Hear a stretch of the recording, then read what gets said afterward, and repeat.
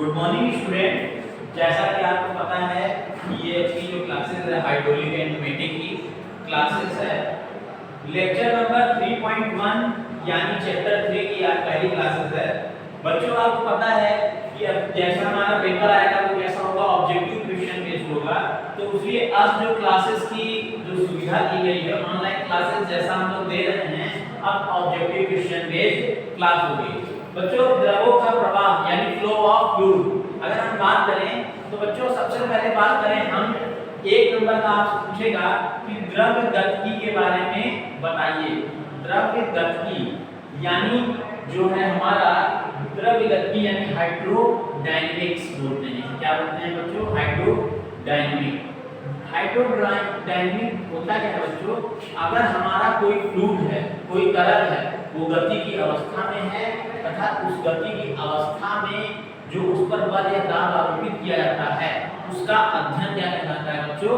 द्रव गतिकी कहलाता है। इसका मतलब हमारा कोई फ्लूइड अगर वो फ्लो कंडीशन में है, बहने की अवस्था में है, तो उस पर लगने वाले दाब तथा बल की गणना क्या किसमें आता है बच्चों? द्रव गतिकी में आता है। अब हम बात करें इसका मतलब क्या है बच्चों कि अब हम बात करें कि जो ये हमारा द्रव गतिकी है ये किस लॉ पे काम करता है। यानी अगर हम बात करें तो हाइड्रोडायनेमिक प्रिंसिपल की, हाइड्रोडायनेमिक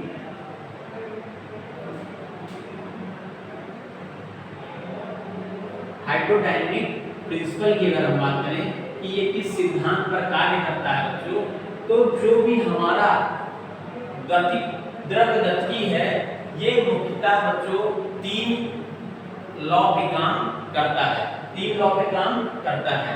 पहला होता है बच्चों conservation of mass. Conservation of मास यानी हमारा जो है द्रव्य संरक्षण, इसको बोलते हैं बच्चों हमारा कि जो है इसको बोला जाता है कंजर्वेशन ऑफ मास। दूसरा है conservation of momentum, conservation of momentum. और थर्ड होता है बच्चों जो तीसरा होता है वो होता है conservation of energy, conservation of energy, conservation of energy यानी ऊर्जा के आधार पर। आप कोशिश ये करिए बच्चों कि जितने भी हम आपको बता रहे हैं ये सब आपके सभी ऑब्जेक्टिव ओरिएंटेड क्वेश्चन हैं। आपसे पूछेगा कि हाइड्रोडायनेमिक का प्रिंसिपल किस पर आधारित होता है। सबसे पहला conservation of mass, conservation of momentum, conservation of energy. इन तीनों का नाम ध्यान रखिए। इसमें से एक क्वेश्चन आपका इन दो में से दो क्वेश्चन आपके ऑब्जेक्टिव में आने तय हैं। अब हम बात करें बच्चों कि हमारे पास जो फ्लो होता है, अगर कोई फ्लो हो रहा है तो किस लाइन पर उस फ्लो को हम क्लासिफाई करना चाहें, तो उसको अगर हम क्लासिफाई करें तो बच्चों प्रवाह रेखाएं, फ्लो लाइन, फ्लो लाइन जिसे कहते हैं प्रवाह रेखा, है ना। प्रवाह रेखा की अगर हम बात करें बच्चों तो हमारे पास कई टाइप की प्रवाह रेखाएं होती हैं। जैसे हम बात करें एक होती है हमारी पथ रेखा यानी पाथ लाइन बोला जाता है ना बच्चों। पाथ लाइन यानी पथ रेखा। पथ रेखा के बारे में जो बात हम बता रहे हैं एक बात इंपॉर्टेंट है। सबसे पहली बात बच्चों ये पूछा जाएगा कि ये वास्तविक है या काल्पनिक है।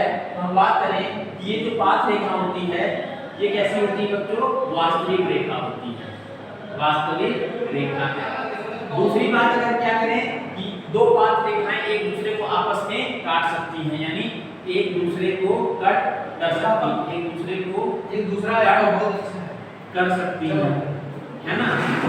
अब हम बात करें तीसरे की, तो जैसे जो पाथ लाइन बच्चों हमारा किसी एक के टाइम पर, ठीक है, किसी भी क्षण पर जो भी हमारा जो फ्लूइड है, हमारा जो फ्लो हो रहा है वो किस रेखा को फॉलो कर रहा है उसे क्या कहते हैं? जो पाथ लाइन कहते हैं।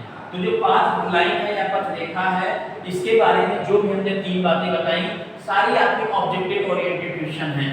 एक आपको जो है एक ऑब्जेक्टिव क्वेश्चन में आपको जो है पॉइंट मिलेंगे। हम बात करें अगर दूसरे की, तो जो दूसरा होता है बच्चों हमारा जो दूसरी लाइन होती है वो होती है स्ट्रीम लाइन यानी धारा रेखा, धारा रेखा यानी स्ट्रीम लाइन। स्ट्रीम लाइन क्या होता है बच्चों? हम बात करते हैं जैसे कि हमने बताया आपको कि जो भी हमारी पाथ लाइन होती है वो कैसी होती है बच्चों? रियल होती है। ये कैसी होगी बच्चों? हमारी काल्पनिक होगी, इमेजिनरी, काल्पनिक होगी। ठीक है, काल्पनिक लाइन है ना। जब ये काल्पनिक लाइन है तो ये एक दूसरे को क्या करेंगी बच्चों? कभी नहीं काटेंगी, मतलब एक दूसरे को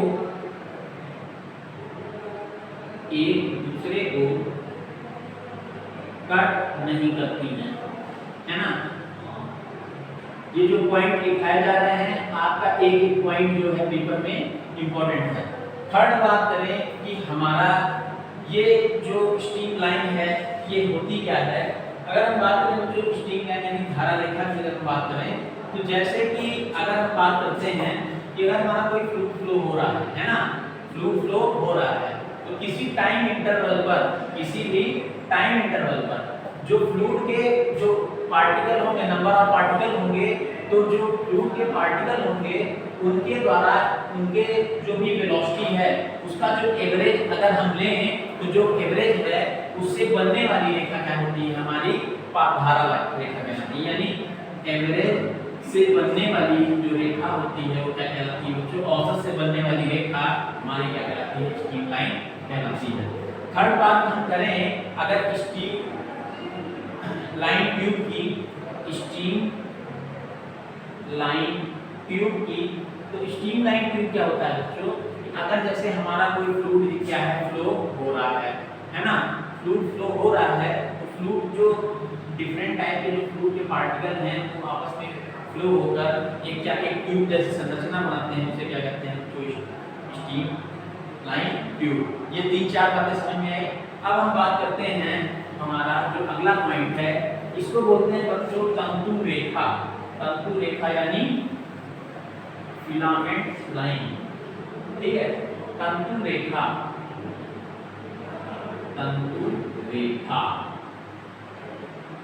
होली में आपने जैसे टंकी में पानी फ्लो हो रहा है ना, गंगा जी में या नदी में पानी फ्लो हो रहा है, उसके किसी पॉइंट पर अगर हम रंग डालते हैं तो क्या होता है बच्चों? एक लाइन से ऐसे बनती चली जाती है कलर की, है ना। तो वही क्या है? हमारी तंतु रेखा है। यानी किसी बिंदु पर अगर हम बात करें, किसी समय एट अ टाइम, है ना, किसी समय पर किसी बिंदु से गुजरने वाली जो रेखा होती है वो जिस गुजरने वाला जो फ्लूइड का पार्टिकल होता है वो जैसी रेखा बनाता है उसे क्या कहते हैं बच्चों? तंतु रेखा कहते हैं। तो तंतु रेखा क्या है कि किसी क्षण जो है, किसी क्षण पर किसी बिंदु से गुजरने वाले जो फ्लूइड के पार्टिकल होते हैं वो जिस प्रकार की रेखा बनाते हैं उसे क्या कहते हैं बच्चों? तंतु रेखा कहते हैं। तो इस प्रकार इतना अभी आपको समझ में आया प्रवाह रेखाओं के बारे में हमने आपको क्या किया बच्चों? बताया। अब हम बात करें अगर कि द्रवों के प्रवाह यानी टाइप ऑफ फ्लूइड फ्लो। अगर हम बात करें द्रवों के प्रवाह की, टाइप ऑफ फ्लूइड फ्लो में कल जैसे कि चर्चा हुई थी, एक हुआ था हमारा स्टडी फ्लो, दूसरा हुआ था हमारा अनस्टडी फ्लो। तो स्टडी फ्लो और अनस्टडी फ्लो का क्या मतलब था तो इसके बारे में हम आपको बताएंगे। जैसे बच्चे आपको पता है कि जो भी हमारा अगर फ्लो है ना, जो भी हमारा द्रवों का प्रवाह है, द्रवों के प्रवाह में होगा क्या कि उस पर प्रेशर लगेगा, कुछ ना कुछ वेलोसिटी होगी, साथ ही साथ उसकी क्या होगी बच्चों? डेंसिटी यानी कुछ ना कुछ घनत्वता होगी। अगर समय के साथ हमारे द्रवों की जो प्रॉपर्टी है उसमें किसी भी प्रकार का क्या हो बच्चों? परिवर्तन नहीं हो रहा है, यानी हम बात करें with time no change in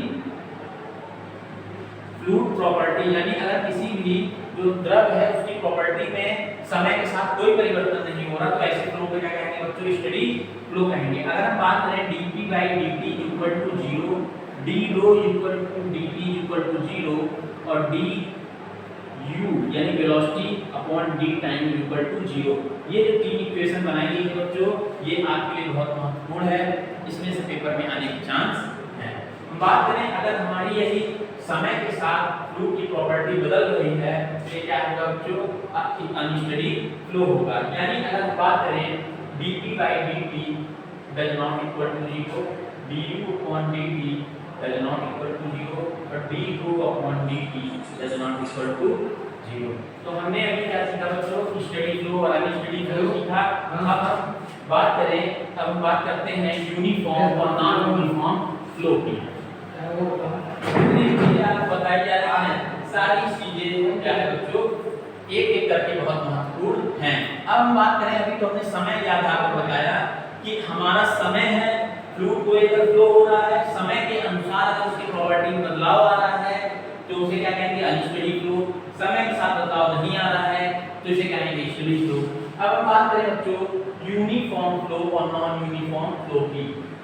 uniform flow और नॉन यूनिफॉर्म फ्लो की अगर हम बात करें तो बच्चों यूनिफॉर्म फ्लो क्या होता है, नॉन यूनिफॉर्म फ्लो क्या होता है। इसकी हिंदी होती है बच्चों एक समान प्रवाह और एक समान अप्रवाह। अगर हमारा बच्चों जो कोई फ्लूइड है, अगर द्रवों की प्रॉपर्टी समय के साथ परिवर्तित ना हो, क्या बच्चों, अगर द्रवों की प्रॉपर्टी समय के साथ परिवर्तित ना हो, मतलब अगर हम बात करें कि dp/ds = 0 और du/ds = 0 और साथ ही साथ dρ/ds = 0, तो ऐसा प्रवाह क्या कहलाता है बच्चों, यूनिफॉर्म प्रवाह कहलाता है। इसी के साथ अगर हम बात करें कि अगर ऐसा कोई प्रवाह जो हमारा क्या हो बच्चों, हमारे एक नियत, मतलब हमारे क्या है कि ऐसा प्रवाह जो हमारे स्थान यानी प्लेस के स्थान पर बदलने के साथ साथ अगर फ्लूइड की प्रॉपर्टी नहीं बदल रही है तो उसे क्या कहेंगे बच्चों, नॉन यूनिफॉर्म फ्लो करेंगे। सॉरी, अगर हमारा कोई फ्लूइड जो है वो फ्लो हो रहा है और स्थितियों के अनुसार उसकी प्रॉपर्टी में कोई भी प्रकार का परिवर्तन नहीं आ रहा तो उसे कहेंगे यूनिफॉर्म फ्लो। और अगर हमारा फ्लूइड जो है फ्लो हो रहा है उसकी समय और स्थितियों के अनुसार उसकी प्रॉपर्टी में परिवर्तन हो, ऐसे को क्या कहेंगे बच्चों, नॉन यूनिफॉर्म फ्लो कहेंगे। तो अभी हमने क्या सीखा है बच्चों, अभी हमने सीखा है कि हमारा यूनिफॉर्म फ्लो और नॉन यूनिफॉर्म फ्लो के बारे में हमने बताया है आपको। तो अब हमारे पास एक दो छोटे छोटे और रह गए हैं जिसे बोलते हैं कंप्रेसिबल और नॉन कंप्रेसिबल। ठीक है, संपीड़ितता असंपीड़ितता कहते हैं। तो एक हमारा होता है कंप्रेसिबल फ्लूइड और दूसरा होता है non compressible fluid. Compressible fluid क्या होता है बच्चों कि ऐसा जो फ्लूइड जो कंप्रेस हो जाए, यानी अगर हम उस पर बल आरोपित करें तो बल हमारा क्या हो बच्चों, आरोपित हो जाए, तो ऐसे फ्लूइड को क्या कहते हैं बच्चों, कंप्रेसिबल फ्लूइड कहते हैं। यानी हमारे जो फ्लूइड की डेंसिटी है यानी घनत्व है वो समय के अनुसार क्या हो बच्चों, अगर हमारी बदलती रहे तो ऐसे फ्लूइड को क्या कहेंगे, हम कंप्रेसिबल फ्लूइड कहेंगे। और ऐसा फ्लूइड जिसकी डेंसिटी समय के अनुसार परिवर्तित नहीं हो रही है उसे क्या कहेंगे बच्चों, नॉन कंप्रेसिबल फ्लूइड कहेंगे। ये जितने फार्मूले हमने आपको बताए हैं, एक एक फार्मूला आपस में आपके लिए एक एक ऑब्जेक्टिव क्वेश्चन बनेगा। अगर बोल देगा घनत्व हमारा 0 के बराबर है तो फ्लूइड क्या होगा बच्चों, नॉन कंप्रेसिबल फ्लूइड होगा। और अगर हमारा जो समय जो घनत्व है वो समय के साथ परिवर्तन हो रहा है तो ऐसे क्या कहेंगे, कंप्रेसिबल फ्लूइड कहेंगे। साथ ही साथ एक बात और है, छोटी सी बात, लैमिनार और टर्बुलेंट फ्लो। लैमिनार फ्लो और टर्बुलेंट फ्लो। देखो बच्चों, लैमिनार फ्लो और टर्बुलेंट फ्लो की अगर हम बात करें कि अगर हमारा कोई जो फ्लूइड है, यानी जो फ्लूइड है, अगर हमारा कोई फ्लूइड है जिसकी एक सतह दूसरी सतह के ऊपर क्या हो, आसानी से फ्लो हो सकती है, यानी जो फ्लूइड का फ्लो हो सतह टू सतह यानी सरफेस टू सरफेस हो, तो ऐसा फ्लो लैमिनार फ्लो कहलाता है। जबकि हमारा ऐसा फ्लो जिसमें जो फ्लूइड की फ्लो की डायरेक्शन है उसमें एक सतह दूसरी सतह के ऊपर अगर फ्लो नहीं कर रही है तो ऐसे क्या कहेंगे बच्चों, टर्बुलेंट फ्लो कहेंगे। तो बच्चों आज की क्लास के लिए थैंक यू। जितना भी हमने आपको बताया है सारी चीजें ऑब्जेक्टिव क्वेश्चन बेस्ड इंपॉर्टेंट हैं। क्लासेस देखते रहिए, प्रॉपर जो भी वीडियो है उसको देखते रहिए और कोशिश करिए कि अपने मित्रों को भी जो है इसको शेयर करें जो भी अपने साथी पढ़ते हैं, ताकि जो है सबके पास ज्ञान पहुंच सके। तो आज की क्लास के लिए बच्चों थैंक यू।